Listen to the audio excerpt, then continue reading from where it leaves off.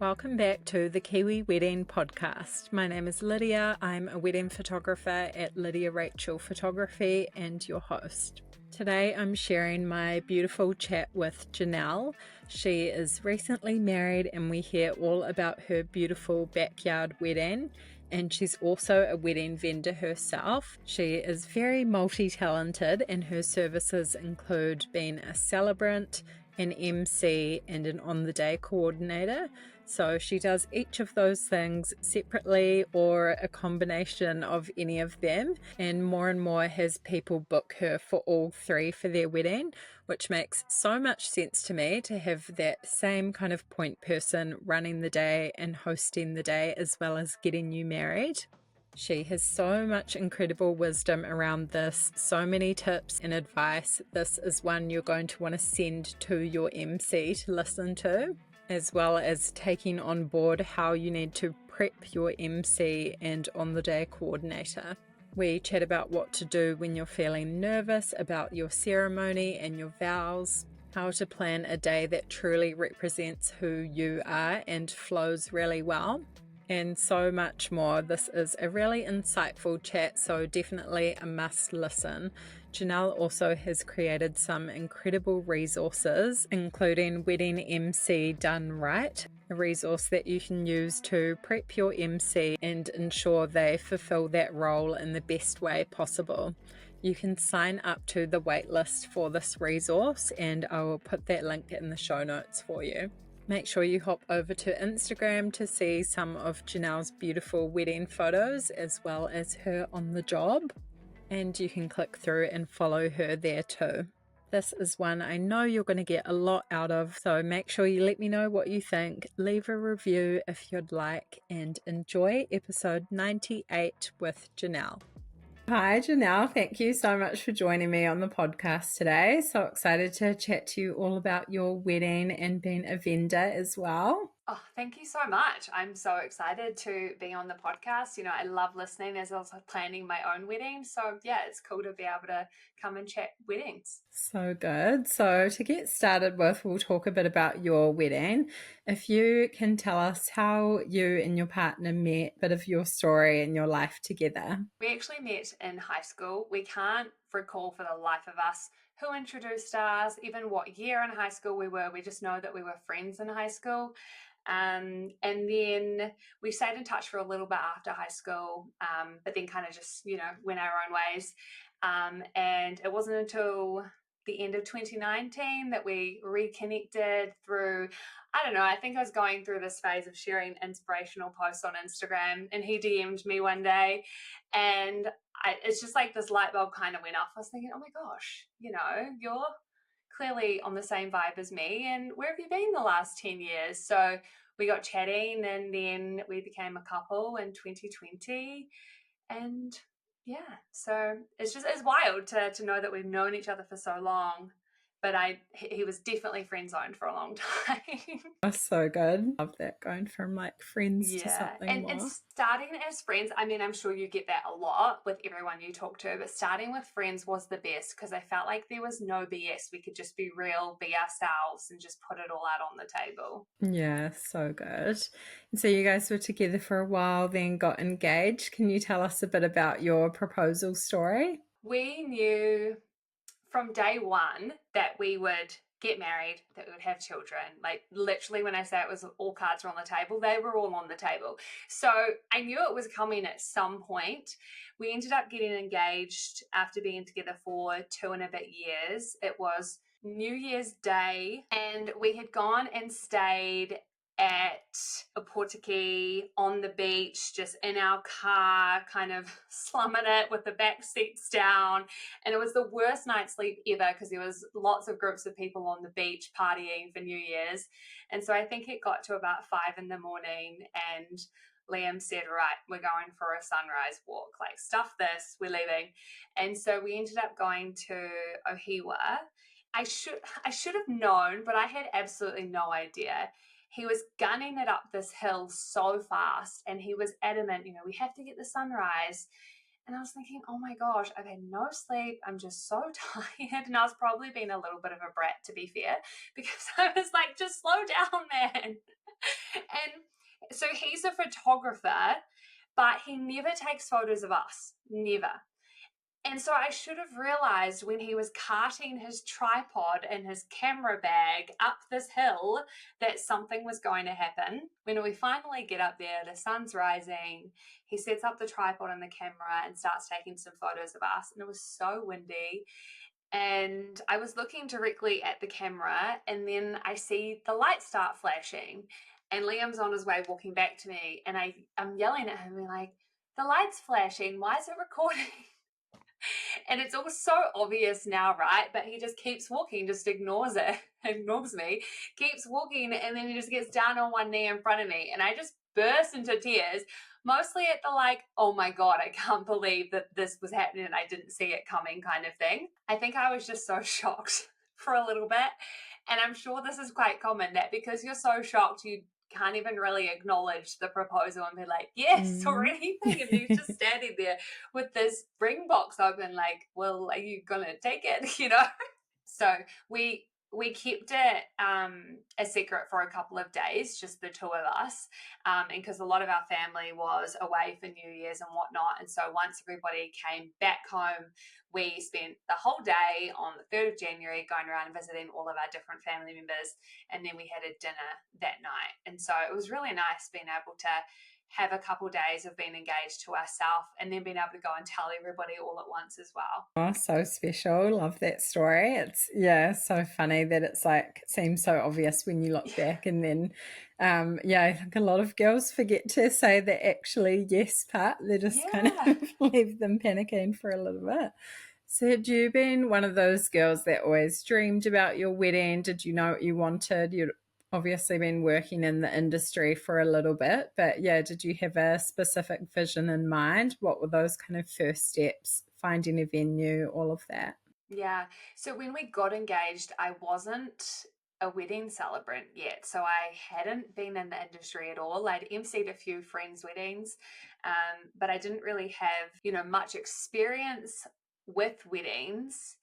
And I think for myself, I'd probably be one of these people who had visualized lots of different types of wedding, the elopement overseas or the big expensive wedding at a venue. And I had lots of different variations of the wedding day that I might have one day, but I wasn't tied to anything. Nothing was set in stone for me. And I think with Liam, he was never really phased on getting married. From day one, he was like, well, if you want to get married, like, I know you're the person I want to spend my life with, so I guess we can get married. But he was not phased on getting married at all. And I think that a lot of men are probably like that at some point as well, just doing it for the ladies. But in terms of once we became engaged, actually planning the wedding, it took us a solid year of just randomly expressing ideas and potential things that we could do. I think we chose 3 different dates that we were going to get married, and none of them eventuated because we just weren't really excited by the idea we had come up with in relation to those dates. And it wasn't actually until some family members said to us, what are you guys doing? Are we having a wedding or not? That we realized, okay, I think it's about us, but it's also about our families too. Like, they want some fun. So that's when we finally started planning the wedding. So we started planning in January 2024. And then we got married in January just gone, 2025. So we did give ourselves the full year, which I think was really nice because we still had so much potential of what it could look like. And I think we really needed that time to solidify those ideas down into what the day would actually become.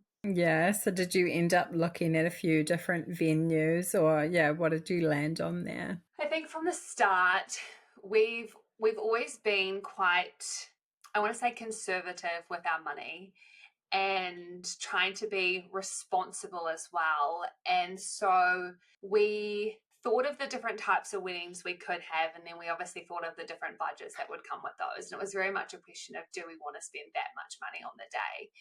And so we didn't look at any venues, because when I thought of the venues I'd been to, they all kind of felt too flash for me. And I wanted my wedding to be a reflection of the type of person I am, and very real, and I guess kind of grassroots, not necessarily in, a farm in a random paddock. Like, I'm not a farm girl kind of thing, but, just more down to earth, I suppose. So like a good representation of us as a couple. And so I don't even know how we landed there, but eventually we landed on getting married at home. So we live on a 1-acre lifestyle block, and our home is pretty, it's nice, it's tidy, and we've got this beautiful bush area in our backyard.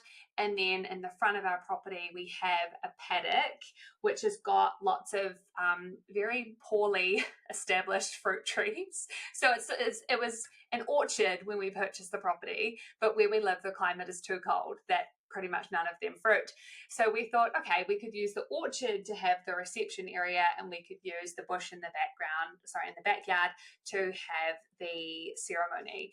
And that's what we did. We sent save the dates out to family. It was very much a family wedding. My husband is Dutch, and they've got a big Dutch family. So I think when we did the count, we ended up having about 79 people there on the day, and 64 of them were family. Wow.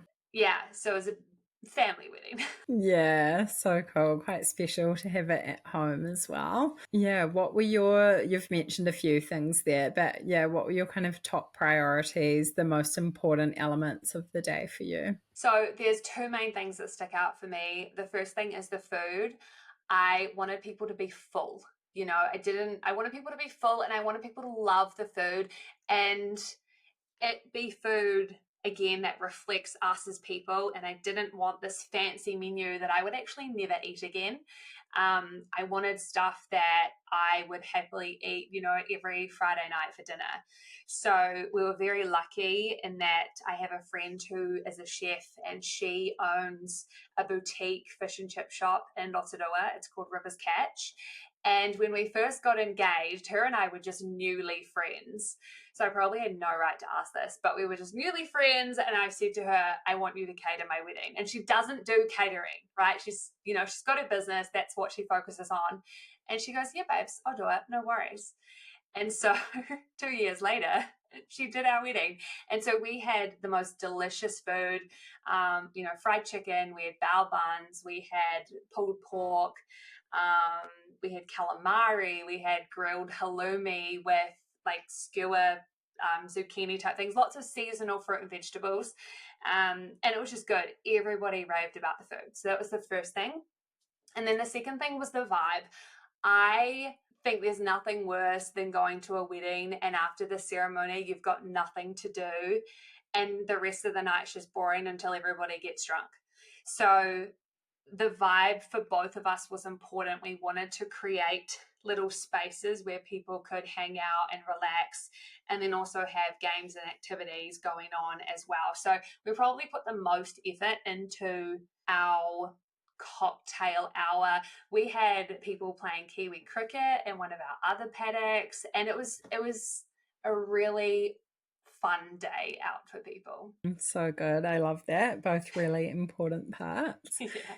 And can you tell us a little bit about your wedding outfits, your dress? What was that process like, finding it, getting it made? Yeah. So my good friend and I ended up both planning our weddings at the same time. She got married 3 weeks after us. So I was very lucky in that process to have somebody to do it with, because we chose early on that we didn't want to have a bridal party. So all of these things that you normally get to experience with your bridesmaids, I didn't have that, but I still didn't want to go on my own. And I also wasn't keen on my mum coming to every single one of them. I wanted to still have at least one friend to experience that with. So her and I, we did 2 different dress trying on occasions. One was in Tauranga. We just went to one shop there. And then we went on a day trip to Auckland. And I think what I found for those 2 days was it was a really great experience in figuring out what style and what material I liked. And my mindset going into it and the type of dress I thought I wanted was completely different to the dress I actually ended up with over the journey of walking into all these different shops and trying on these dresses. There was a couple that I really loved, but I did not love the price tag of them. And I just wasn't willing to budge on that. I think I could have, and I did have a few sleepless nights tossing and turning, being like, what am I going to do? Am I going to buy this $4,000 or $5,000 dress, or you know, that I feel like I want, but also I don't like the price tag? You know, it just kind of was conflicted. And so I decided, I think I've got the style that I want.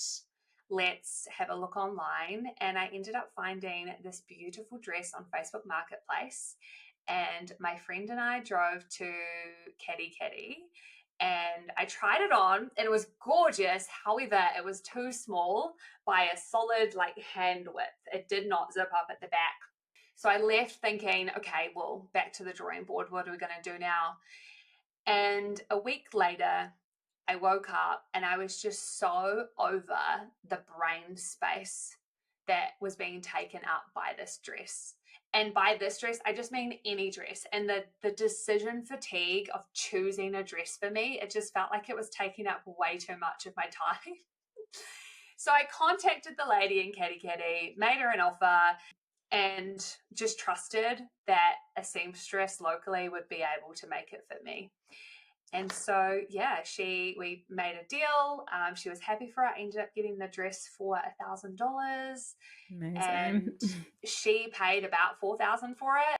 And this girl was stunning. The woman who I bought it off, she needed no alterations when she wore the dress. So even though it had been worn, it felt like it was mine, and that I could completely, you know, shape it to me. I didn't have to reverse any alterations or anything that had already been done.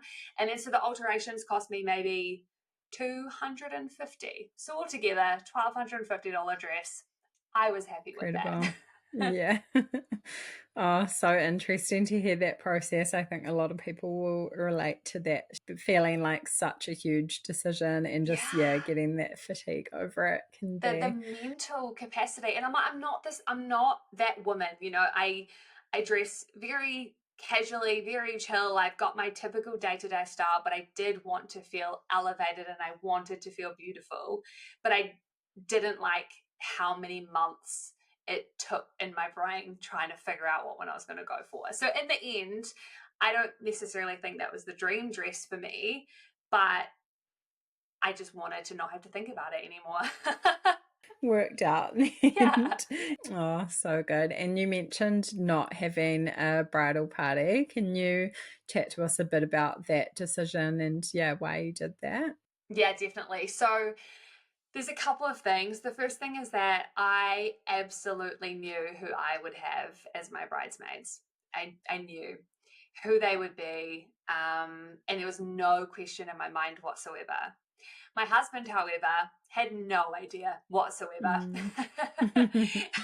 He's very much like a family man, and he has friends, of course, but none that he knew straight away, I want that person to be my best man.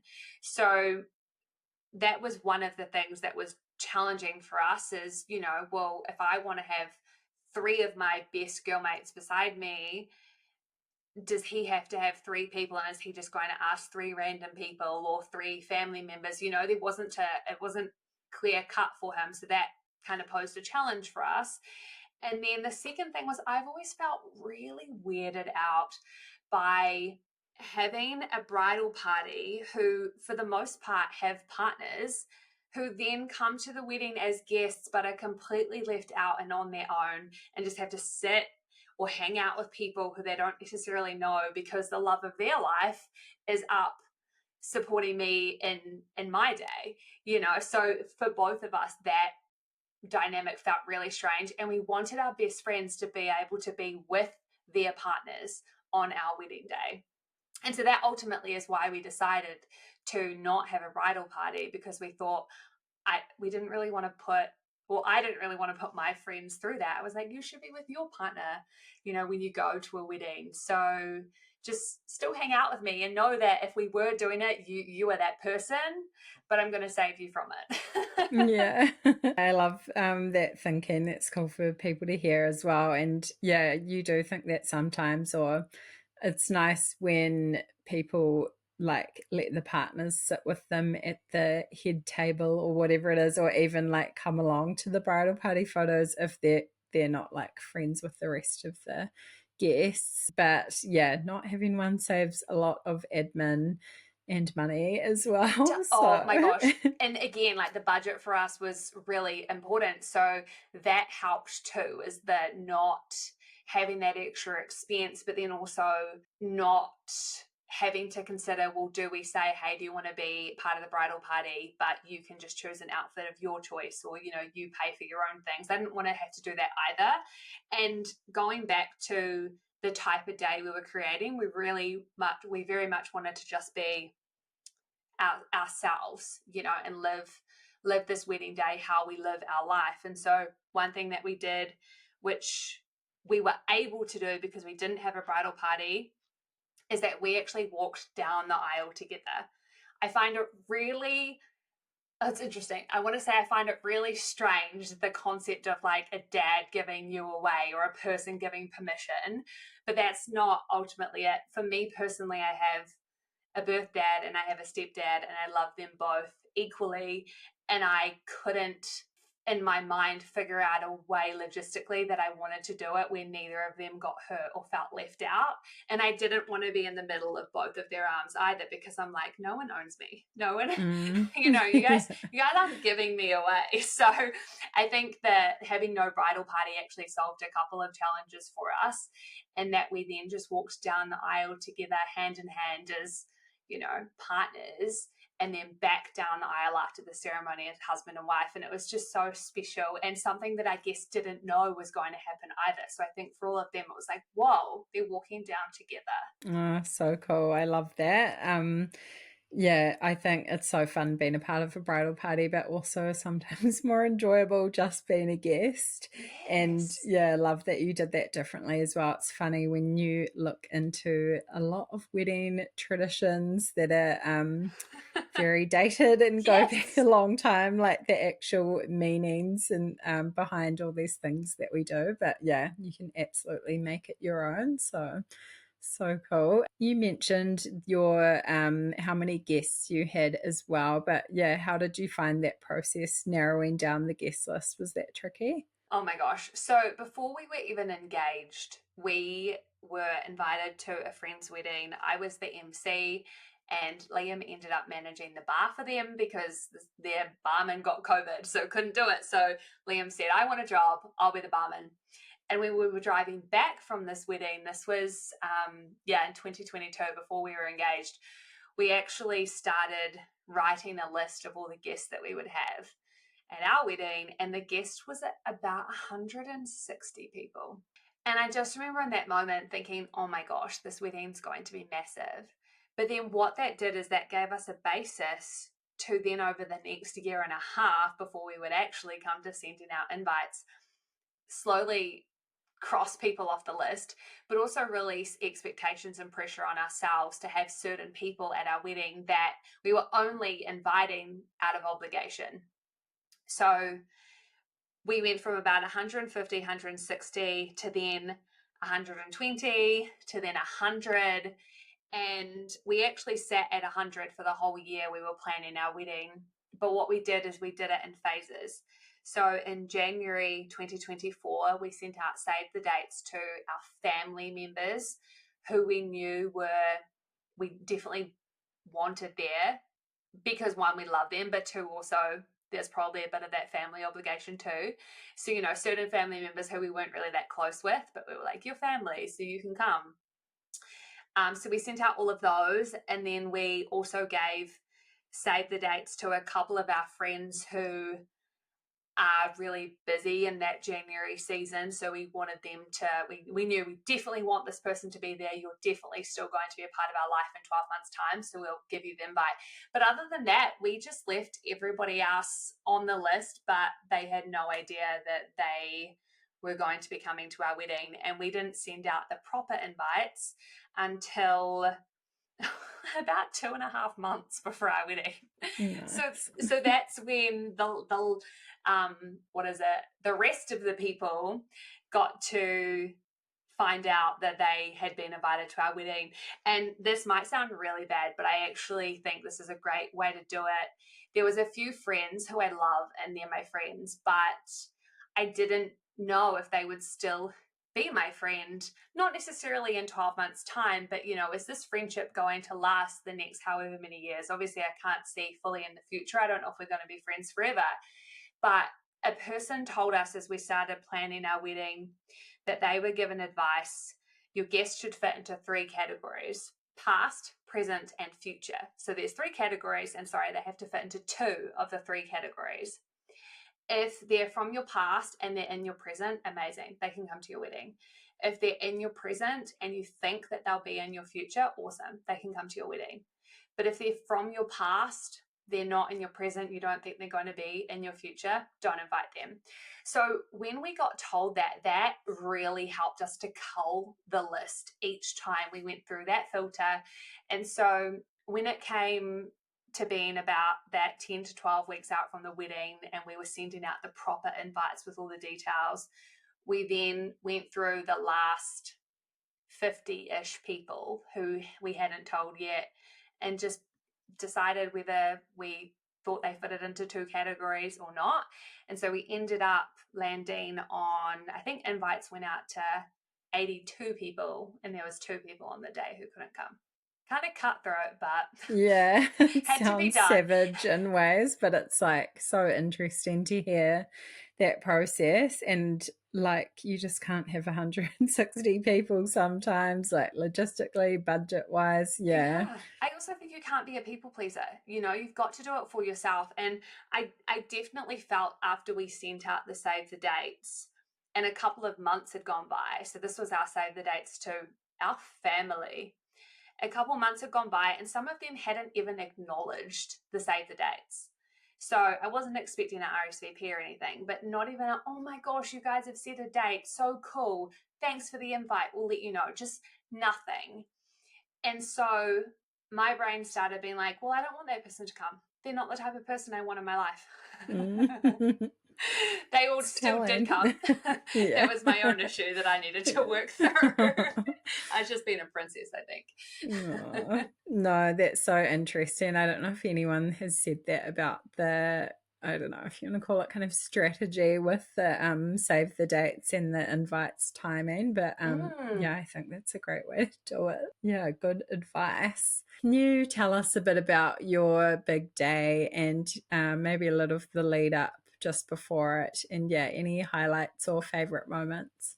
In September last year, we took over a business down in Rotorua, and that had never been part of the plan at all. And so all of a sudden, this time that we had available to live our lives and to plan our wedding was gone. So pretty much weekly, we would sit down and be like, okay, we need to sort out some stuff for this wedding. We need to, tidy up the property, or we need to do some weeding or some gardening or contact some vendors or things like that. And we were honestly just so tired that we didn't. And so it got closer and closer until literally in December, we were like, okay, we need to pull finger. We're getting married in 6 weeks. We need to sort this out. And we were so lucky that what ended up happening is my husband's dad told us that he planned on spending the week before our wedding at our house, and he was going to be doing anything and everything we needed around the property to get it how we wanted it for the day. So not only to help set up the space, but also, if the house needed to be washed, which it did, it needed to be water blasted, or if trees needed to be pruned or things like that, he was just going to handle it for us. And then Liam's mum said that she would work in our business for us. So she would manage the business, and then we could come and be at home and help Liam's dad and all of the finalizing. So it ended up being that the week before our wedding, 3 of us were pretty much full time, pulling this event together. And we would not have been able to do it without the help from family and even friends in that last week before the wedding. And I think that is one thing to consider when you don't get married at a venue, is you can't just show up and it's beautiful and all done for you. You do have that extra stress and pressure of having to do the tidying or, preparing of the venue and the space yourself. We gave ourselves 12 months to do it. It shouldn't have been as stressful as it was, but sometimes these things happen. And the reason why that happened is because I have a husband who really wanted to be involved in the planning. And so what that meant is that the little time we had together, we were trying to plan this wedding, but we didn't have enough time together to actually do it. And so I had a lot of time on my own, and he had, to be honest, no time on his own. But I had time where I could have been doing the wedding planning, but we agreed from the start that we would do it together. So that was probably one thing that ended up being to our detriment. It's like, it was a nice to have that we planned the wedding together, but we probably could have just said, okay, cool, we would have loved to have done that. It's not working out with this business that we've just purchased. We just don't have the capacity. One of us just needs to sort it. And that conversation ended up happening 2 weeks before the wedding. But it was great. I was like, yes, finally. And like all guns blazing, it all the things that needed to be finalized were finalized, and it was great. But that was a little learning for us, is like, hey, just know when you've got too much on your plate and delegate. Oh, hard to see that until hindsight sometimes, or it just like you feel like you've got all this time and it just sneaks up on you. It just goes away so quickly. And so in terms of the actual day, the day before, a couple of friends came over, and we also had family come over. So we got married on a Saturday, so they all took Friday off work. They helped us to do the last minute things, like flowers and setting decorations and lights on the marquee and stuff like that. And I ended up staying at a friend's home about 15 minutes away, and it's this beautiful property. I stayed there with two of my really good friends. So again, didn't have that bridal party, but still had a night with some girls, which was just so precious. And I spent the night there. Liam spent the night at home. And then in the morning, we did the normal get ready thing. I had a makeup artist. I actually left that till the last minute. I'm not really a makeup girl. And we also live in Rotorua, and there's not many makeup artists here. And when I inquired, they'd already booked out. So I kind of left that decision because I was like, well, the local ladies here are booked out. I don't know what I'm going to do. And then it got to a month before the wedding, and I was voice messaging one of my close friends over in Australia. And I said to her, I need to start watching some YouTube videos because I'm probably going to do my own makeup for the wedding. And she replied, she's like, Johnelle, I will pay for your makeup for your wedding. And this had nothing to do with money. Like I'd set the budget for hair and makeup, so nothing to do with money. But that's what she said. If this is holding you back, please, I'll pay for you. But that conversation just sparked me to have another look. I ended up finding a woman in Papamoa who was happy to come over to where I was staying and to do my makeup. And I had a trial with her, and we have the same values in terms of like natural branded makeup. And so she came over in the morning, did my makeup. My existing hairdresser did my hair for the day. And then we just had a morning hanging out together with the girls. We did a first look at the property where I'd stayed. So Liam came down, and then we met each other there. And our photographer was obviously doing photos first look. But essentially our wedding very much started from that first look, and I think maybe 12 p.m. where we just got to be together and hang out. And it was very relaxed. Our friends left. They went back up to our house to just make sure everything was sorted for the wedding. And then Liam is very much a car guy. So we had someone who he knows somehow through car clubs or something drive over, and he picked us up in this really nice car. I can't even tell you what it is because I'm not a car person, but it was nice. Yeah. You picked us up in this nice car, and then we kind of, I guess, meandered back up to our home where all of the guests were already in our backyard. The celebrant had already coordinated to get everybody in place and waiting for us. And then we had our ceremony, and after the ceremony, we had a group photo. I didn't want, oh no, sorry, I totally missed something. The car, it actually drove us to another house, maybe a 5-minute drive from our home, this beautiful property, these gorgeous flowers, and we met our direct family there. So my parents and my siblings, Liam's parents and siblings, we met them there for a first look, and we did family photos before the ceremony. Nice. So that was because another thing that I really struggle with is that you've put all this time and effort into your wedding day. You have your ceremony, and then you head off with your bridal party for an hour and a half, and you're nowhere to be seen. But also I find the group photos in between can be a little bit posed.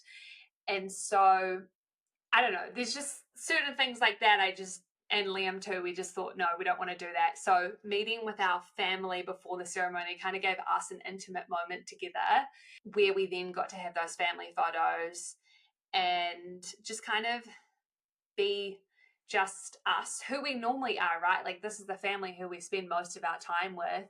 And then on bigger occasions and stuff, everybody else comes. So to be able to see them before our ceremony was really special for us. And then they all left. That's when we made it back up to our house. Again, celebrant had everything ready for the ceremony to begin. And yeah, we had the ceremony, moved into a group photo, and then cocktail hour started. We had 2 brothers who are amazing, do an acoustic set for us with music that we love. And it was just an awesome afternoon. People were playing Kiwi cricket. We had lounge suites out in the paddock, different old school, like 70s and 80s style. And people were just relaxing. The food was being walked around. And it was just a really cool vibe for a few hours. The sun was out. We had flower crowns. People were making flower crowns, which was so cool. And then we moved into speeches, had a few speeches, did open the floor for speeches, which we didn't plan on doing until maybe a couple days before. And I think that was really nice because it gave some people who had wanted to speak but didn't contact us to say, like, I want to do a speech. It gave them an opportunity to say something. We did parameters around it. I was like, you've got 2 minutes maximum. So they didn't drag on, Nice. which was nice. Yeah. We played a couple of games as well. We you know how you've got the shoe game? Yeah. We didn't want it to be about us, or we didn't want to be the center of the shoe game, but what we did is we answered questions that we then got all of the guests to stand, and we did a heads and tails. So Johnelle has 5 tattoos, heads true, tails false. And then, so that took up 5 or 10 minutes, and it was funny. It got some laughs and people, like guests, yelling between them of who was right and who was wrong. And it was quite fun. And then we also did a game of musical chairs, essentially, and asked a lot of questions, to dwindle down from, I think, the 10 or 12 people who started it down to 1. And the last question, or the last thing you had to get, was a bra. So there was 2 people left. The challenge was get a bra from one of the guests. My mother took her bra off and threw it at my cousin. So my cousin just grabs this bra and runs back to the chair, and she's got my mum's bra, and oh my gosh, it was just so fun. It was really cool. And that's something that I say to my couples now. If I'm the MC for their wedding, I say, do you have any games that you want to do? Like, you don't have to do your wedding timeline exactly as everybody else does it. We had prizes. We just had boxes of favorites for the people who won those 2 games. And it allowed people who have never met each other to feel a bit more comfortable together. Oh, I Yeah, love that. So so good. cool. Just like do whatever you want. And then I feel like doing that makes the funniest, like cool memories as Yeah. well. So Oh, yeah. the photos of that experience. One of Liam's brother actually broke one of the chairs in that Oh. game, and it was so funny. And that was one of the things that lots of guests after the fact spoke about, like, "Oh my gosh, I can't believe that that dude broke that chair. That was just so funny," you know. Um, so it also creates those long lasting memories too. And that was something we only decided to do, you know, a couple of days before the wedding. I was like, I don't want this to be boring. I want it to be fun. And it worked out really well. Yeah, love that.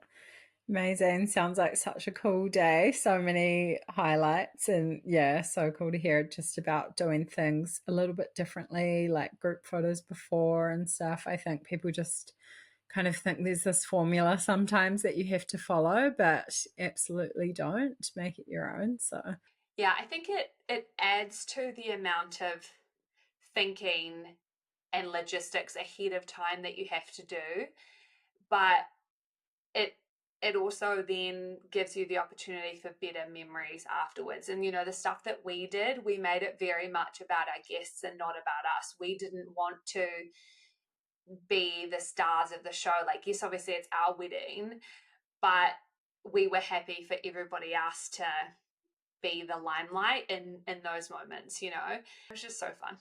This is really cool helping me reflect on the day, so thank you. yeah, so good.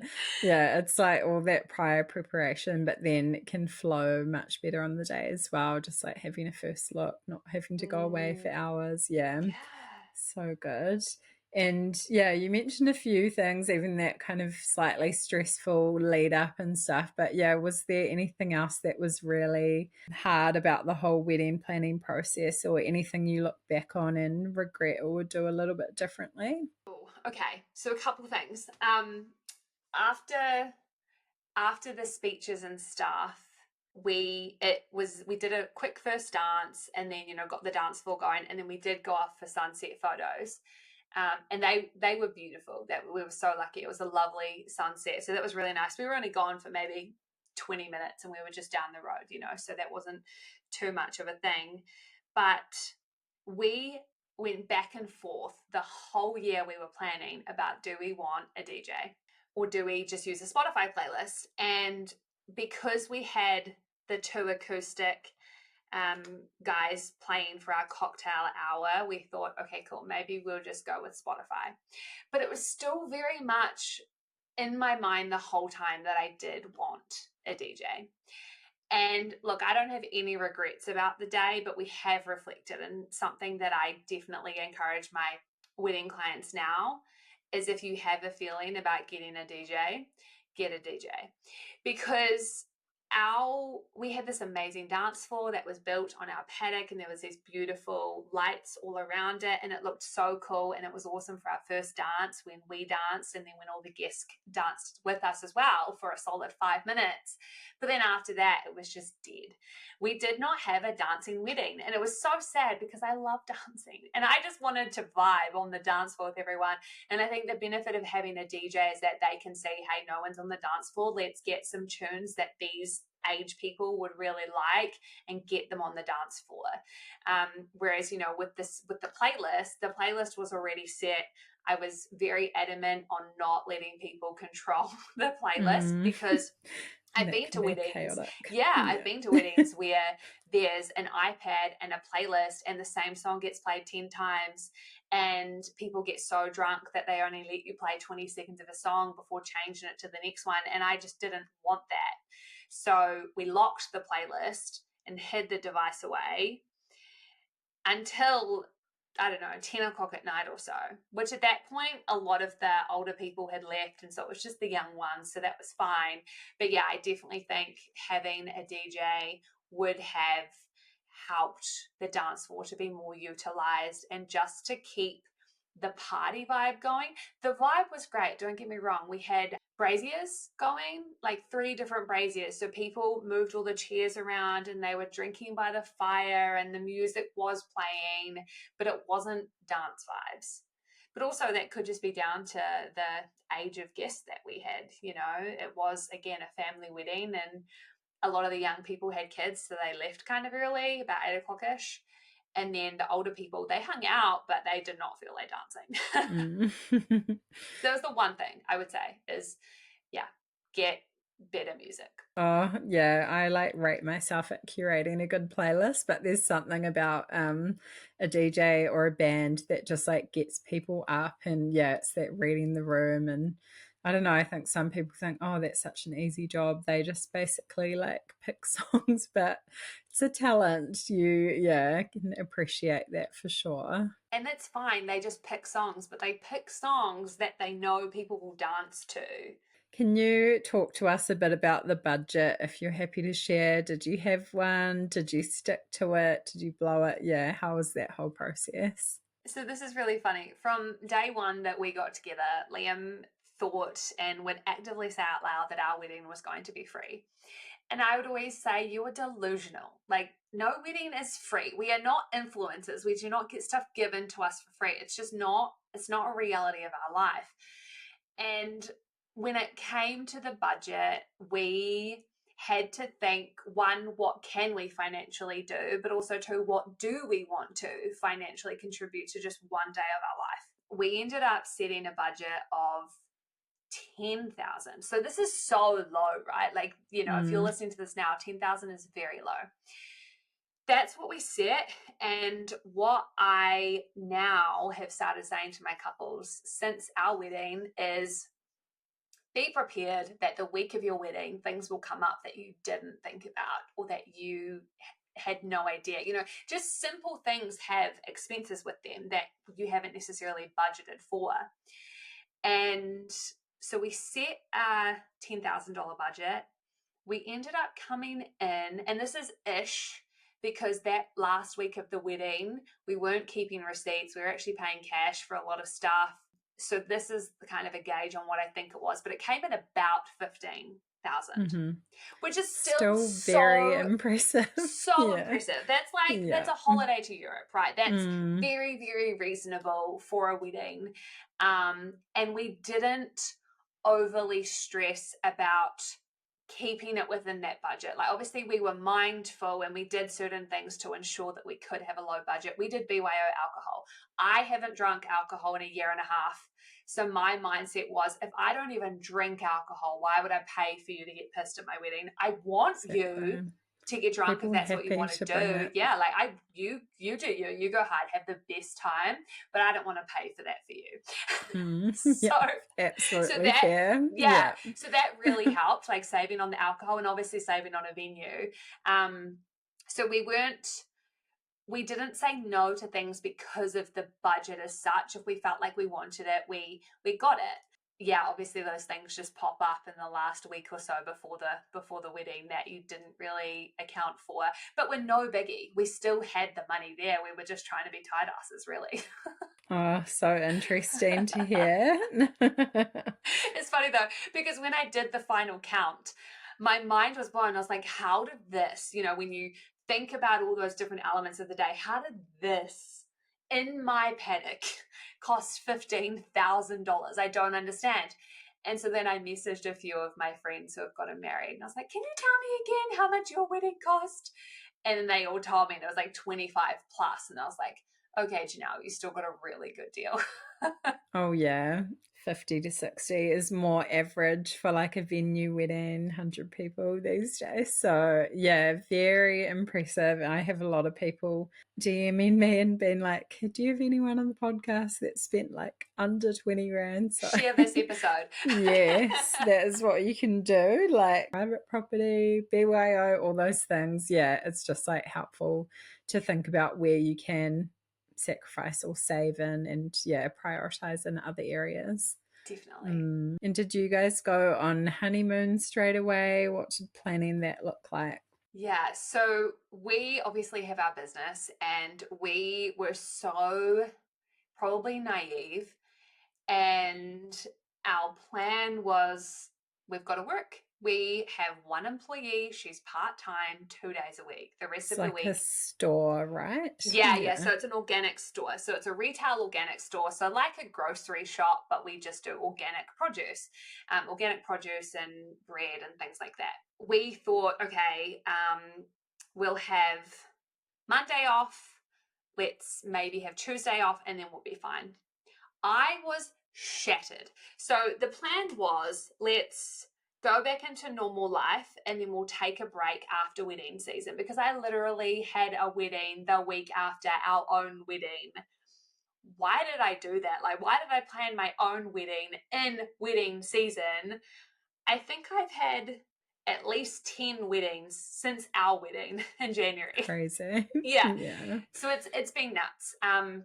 So what we did is we said that if people wanted to get us a gift for our wedding, we would be so grateful to have a contribution towards a honeymoon. And so we have a little fund now, thankfully, to all of our amazing guests who decided to, gift us towards that.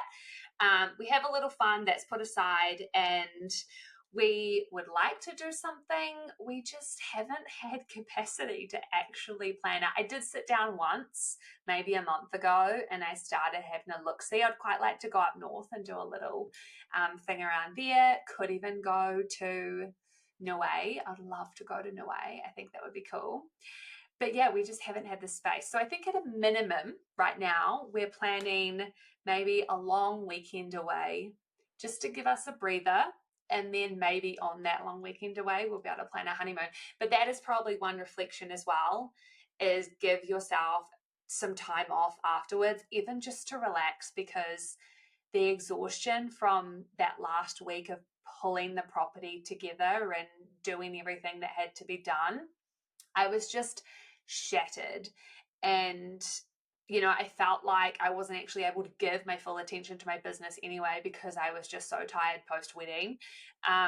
So I definitely say, if you can have a little rest afterwards, do. You don't necessarily have to go anywhere, but just relax, take some time off work. Like, my house was a bomb site. My actual house, the property was fine because our friends and family stayed and they helped us tidy up the next day. But my inside, these four walls, was trashed. I don't even know how.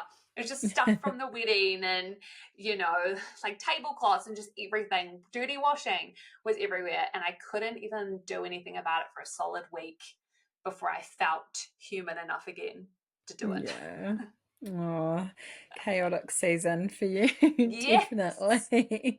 But yeah, it will be good to have something to look forward to eventually.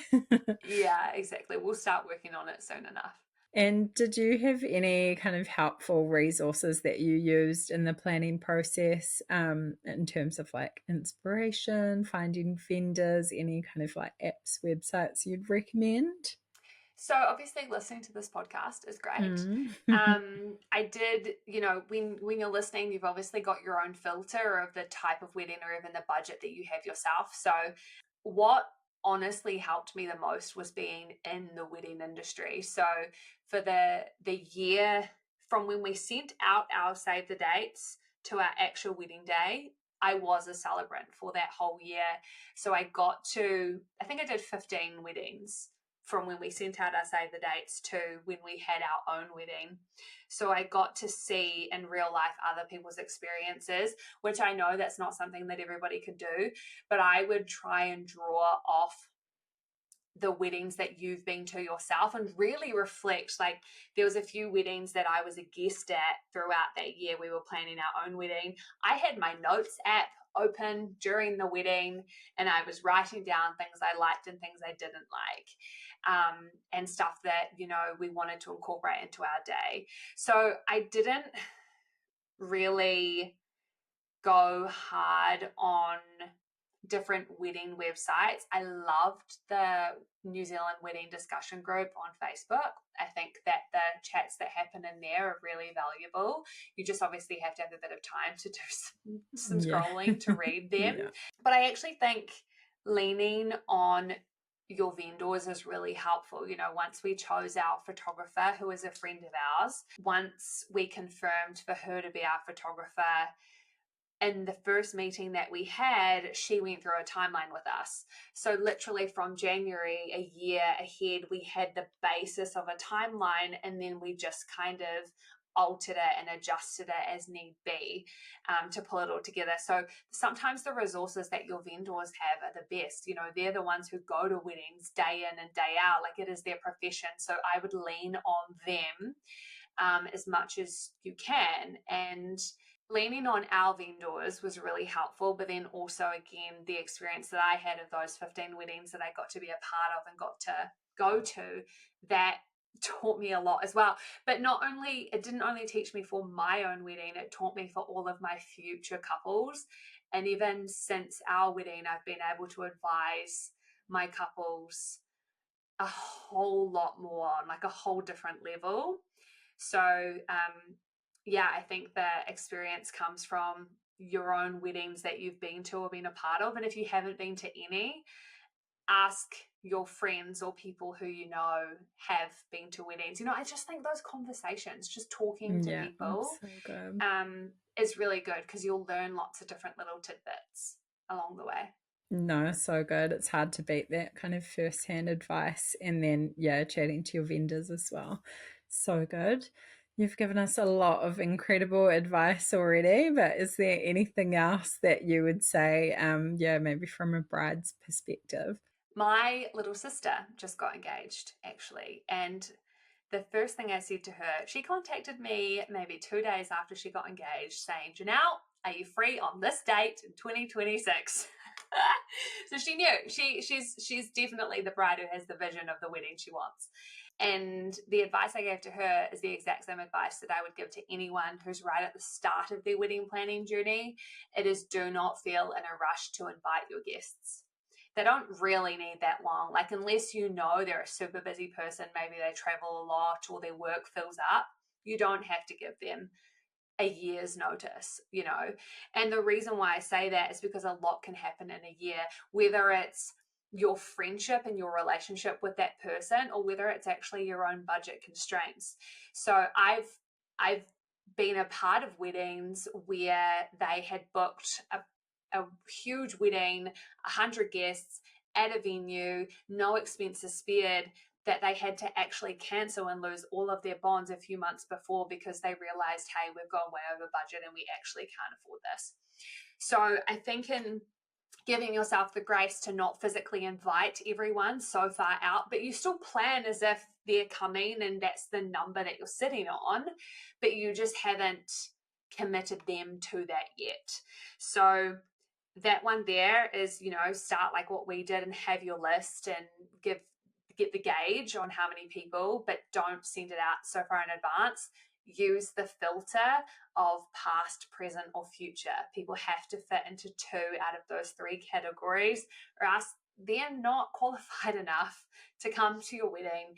And that also helps to release that guilt of the expectation and obligation of who you think you should invite to your wedding, whether it's family or friends. Just put them through that filter and cool, sorry, I actually haven't talked to you in 2.5 years since our last family reunion. So you can see the photos after the fact, but sorry, you can't be part of the day. So I think, yeah, a lot of my advice is definitely around the guest list and who you have. And don't be afraid to step outside of the box. You know, walk down the aisle with your fiance if you want to. Have a pre-look with your whole family and get group photos with them before the ceremony if you want to. Have flower crowns for all of your guests to make and give them something pretty to do and to wear throughout your cocktail hour. You know, just do whatever highlights or is an extension of you and your partner as a couple. Oh, such good advice. Absolutely love that. Yeah, amazing. And you've been married a couple of months now. How Yeah. is married life carrying on with wedding season, I guess? But do you feel like you had any of those post-wedding blues? Oh, post-wedding blues. I don't think I gave myself time to have post-wedding blues. I know that they can be common. I have good friends who really felt the post-wedding blues, but I think for me, I still treated it like a day and not the most special day of my life. Mm. So I think that helps to not have the blues as such. Married life is literally just constantly joking with each other that we forgot to wear our rings that day.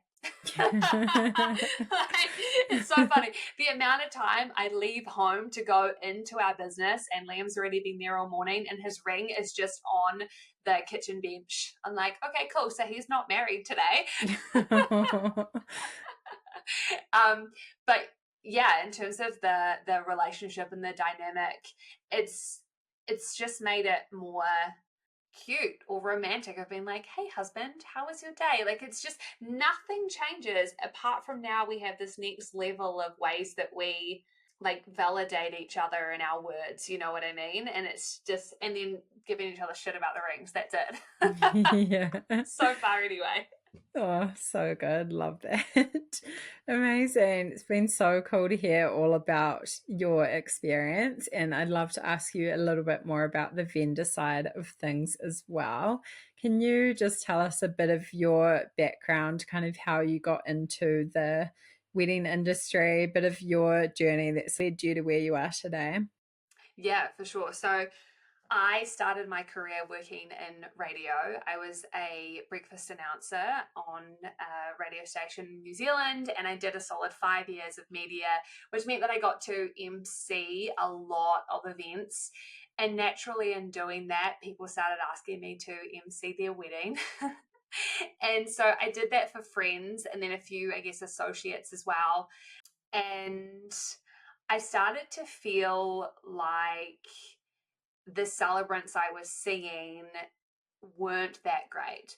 You know, I think there's different types of celebrants. Some people get to a point in their life where they want to give back and they decide to become a celebrant. They don't necessarily have a skill for public speaking, for presenting, or even for running an event, you know, and that's what a wedding is. A wedding is an event. And so I remember being an MC for a wedding, watching this celebrant in particular, and I just thought I could do this. I could do this way better. And one of my good friends, Felicia Mackenzie All, who's actually been on your podcast, Yeah. she helped me put my money where my mouth is and asked me to be the celebrant for her wedding. So I went through the process, and their wedding was in March 2024. So I did their wedding and I just loved it so much that I came up with different ideas and I guess promotions of offers that I could put out to couples who were engaged and wanting to get married. So I made a few different packages with other vendors, and I made a micro wedding package, and essentially anything I could create and promote to book more weddings where I was the celebrant. And just with that radio background, I've managed a lot of events and done a lot of promotions and event coordination. So I just naturally felt like I could do all of those things, I guess offer all of those things in my services. And so the main things I do are celebrant, MC, and day of coordinator. And particularly doing all three of those for the same wedding, having that one person managing all three of those elements just helps the day to be so seamless. And so I know it hasn't been very long that I've been a celebrant. It's been, just over a year, but I've managed to do probably now 30 weddings in a year. And I've learned a whole heap more along the way to add to the public speaking and presenting and coordination skills that I already had from the past, 10 years of full-time working. So I love being in the wedding industry, being a part of people's special day, not necessarily the best day of their life, not putting that expectation on it for them, but such a special day, and really helping to make something that can be quite stressful and overwhelming as simple as possible for people. And that's where I guess the offering of being one person who does multiple roles really helps to take that stress away. And the first client who actually booked me for all three of my services, their wedding is in November this year, and they booked me in May last year, so about a year and a half out from their wedding, which is insane. But this bride is amazingly organized.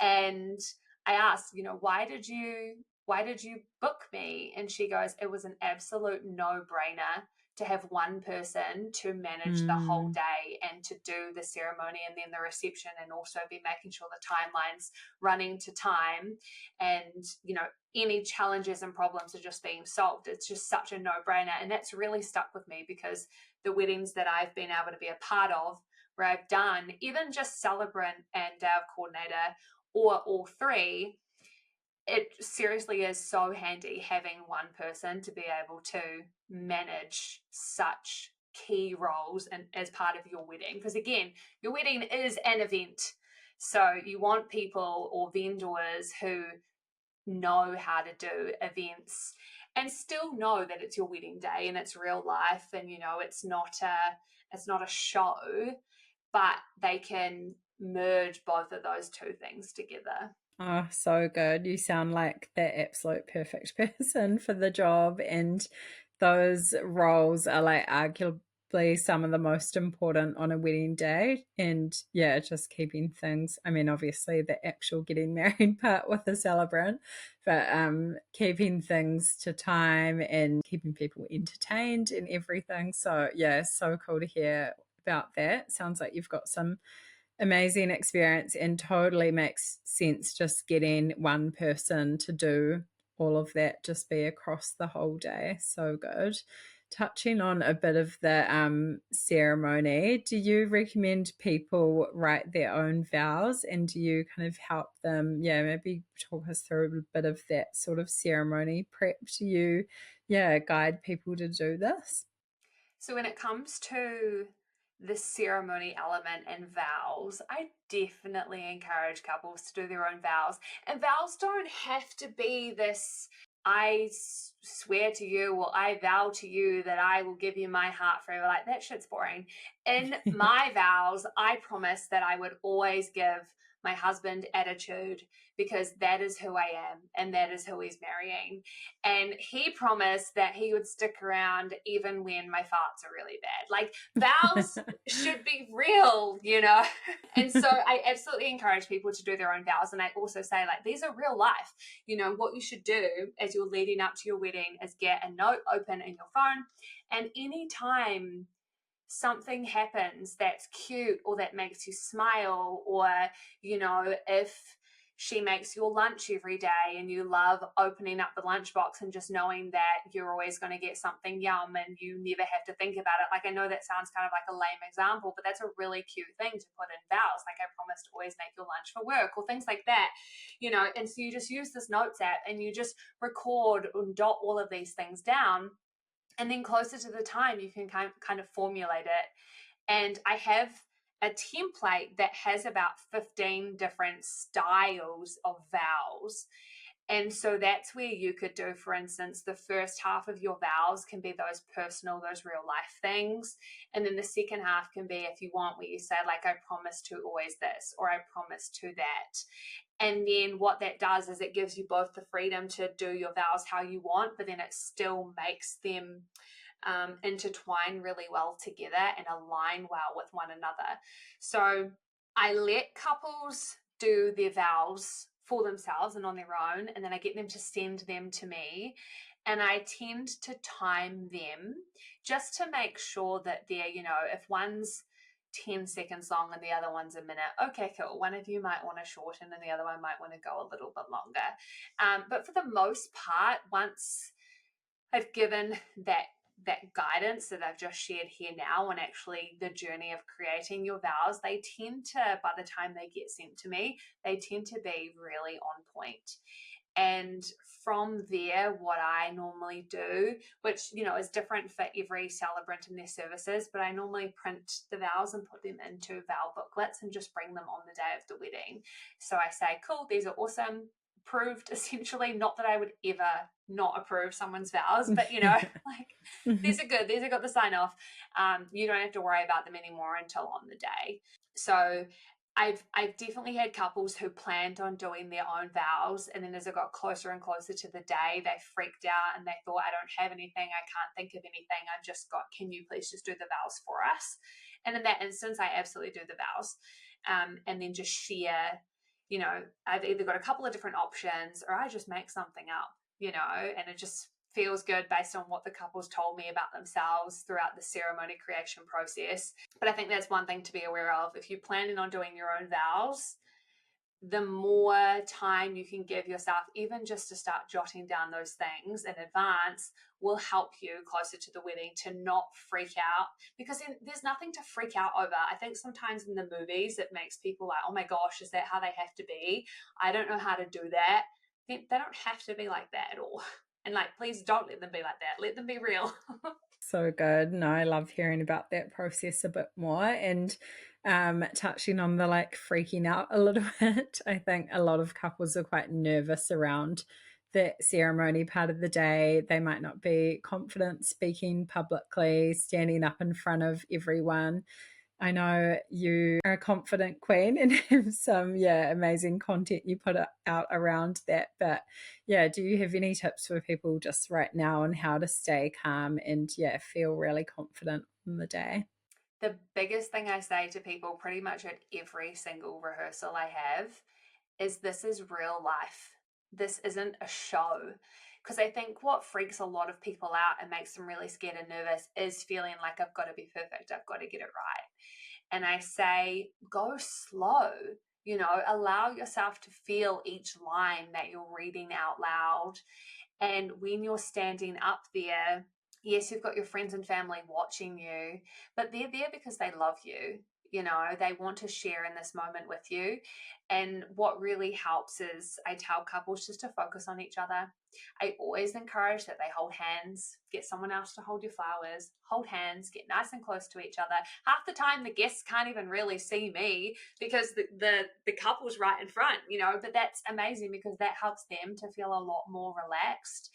And it's just them living their real life, and the people who love them the most are around them.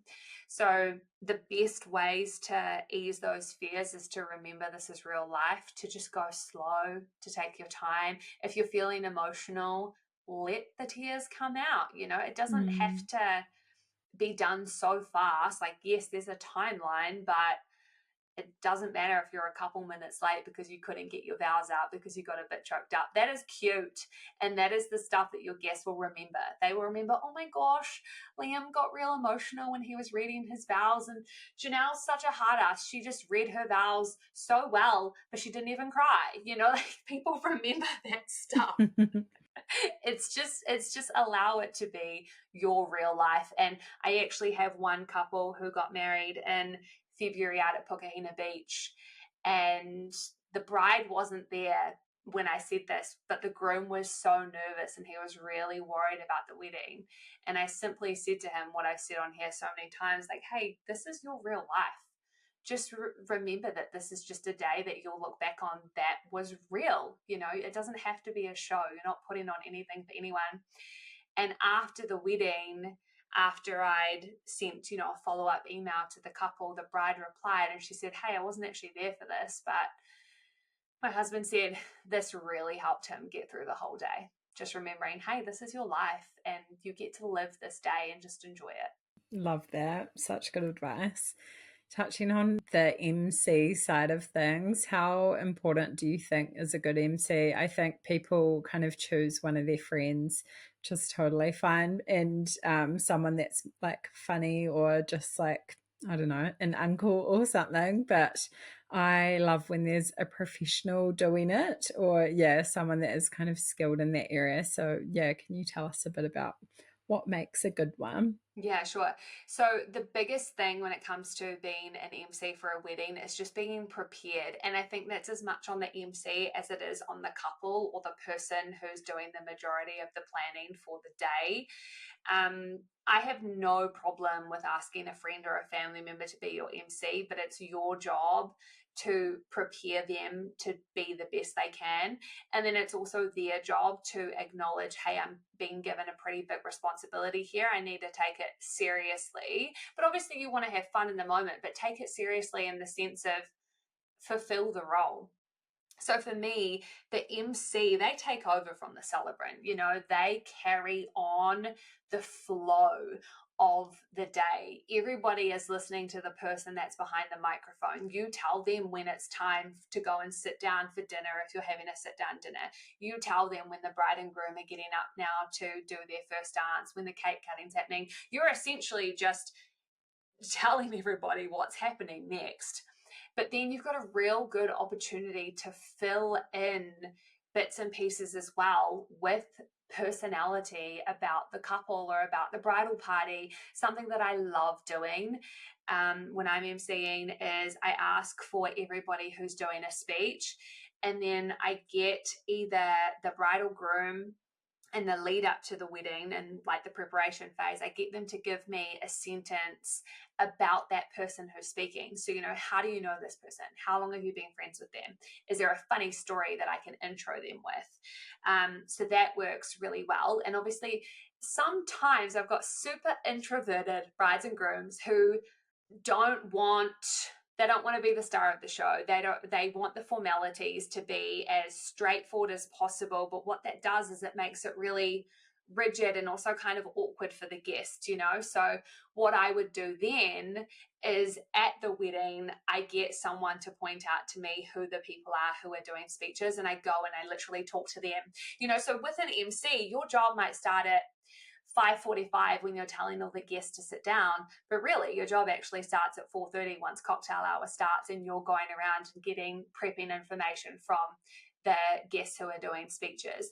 And all that does is, you obviously don't have to do that, but that gives your guests a much more valuable experience of your wedding and your reception, and it helps things to flow and not a lot more nicely. The reason why I started doing that is because my husband gave me feedback.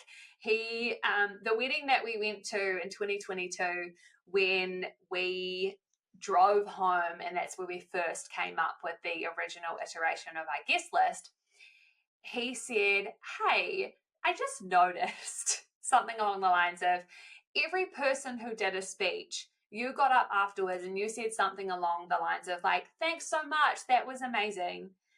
And that's literally all he said to me. But what that did to me is it really highlighted how bloody boring an MC is. This is, there's nothing to it. There's no extra value, no nothing. And so I kind of made it my mission from then on, if I'm going to be an MC for weddings, I need to go that step further. And anyone can do this, a professional MC or your best friend who you've given the job of being your MC, they can take it that extra step and go and get little tidbits about the guests who are speaking, or even something else about the bride and groom that wasn't shared in the ceremony. Even if there's details that were shared in the ceremony, there is no reason why you can't say them again, because you talking and sharing your experience of that same story, you've got a different spin, you've got a different view. One thing from our wedding is, while it was so amazing that we had friends and family members jump up and do speeches, no joke, 80% of them said, "I can't say what I was going to say because the celebrant already said it." Don't worry, if the celebrant's already said something, say it anyway with your own spin, because it would be so precious for the rest of your guests and also you as the bride and groom to hear someone else's version of a story or of an experience, Like after all our speeches were done and pretty much everybody said, "I can't say that because the celebrant said it," kind of became a running joke of the speeches. As the night went on, family members got a bit looser and, the drinks were going down. Liam's brother came up to us and said, "Oh, I've got a story that I wanted to share, but I didn't want to say it because the celebrant said it." And so I said, "Tell me now." And his thing was, Liam and I were living together. Liam and I, we used to hang out every night. We would watch TV shows. We would do this. And then one night I asked Liam, "What are we doing tonight?" And Liam said, "Oh, I'm going up the mountain with Johnelle." To which the brother said, "Who the fuck is Johnelle?" And that to me is such a cool thing to have shared as part of the speeches. But because the celebrant already said how we met, no one felt like they could share their version. So I'm probably going on a tangent, but all of those little things add up to being a really good MC. And a wedding I did recently, I was doing all three: celebrant, MC, and coordinator. The bride and groom didn't really give me much. I was kind of like pulling at straws to try and fill up this MC role. And I went and took the bride and groom a drink, and I said, what would you guys like to drink? Wine or beer? Bride says wine, groom says wine. And the bride turns to the groom, they've just got married, and she says, no, you're not having a wine, you're having a beer. You need to look like a man. And it was very funny. It wasn't her trying to be controlling or anything. Like, it was actually hilarious. And so because they've given me nothing, when I welcomed them into the reception, everybody sat down, we were about to get into the speeches, I saw him pouring a wine. And so I said, the groom is having his first wine of the night. And everyone was like, oh my gosh, has he not had anything to drink? And then when I shared that story, everyone cracks up laughing. And, that is a moment that I could have just left and not done anything with. And yes, it did take the piss out of the bride a little bit. But I acknowledged that too. I said, look, I'm not a person to rip on the bride or groom, but I have to tell you guys this one thing. And they loved it. And the bride and groom thought it was funny too. Amazing. Makes such a difference. Just like, picking up on all those little things, bringing the personality into it and not just like ticking a box. Yeah. Touching on the wedding coordinator side of things, do you recommend everybody needs one? What are the benefits of having one, really? Okay, so I definitely recommend having a coordinator. It doesn't, again, just like MC, it doesn't have to be a professional. It can be someone that you trust enough to keep the day moving. So for us, the MC and coordinator for our wedding was a really close friend of mine. And I just set my expectations with her and just trusted that she would deliver them out on the day. And she absolutely did.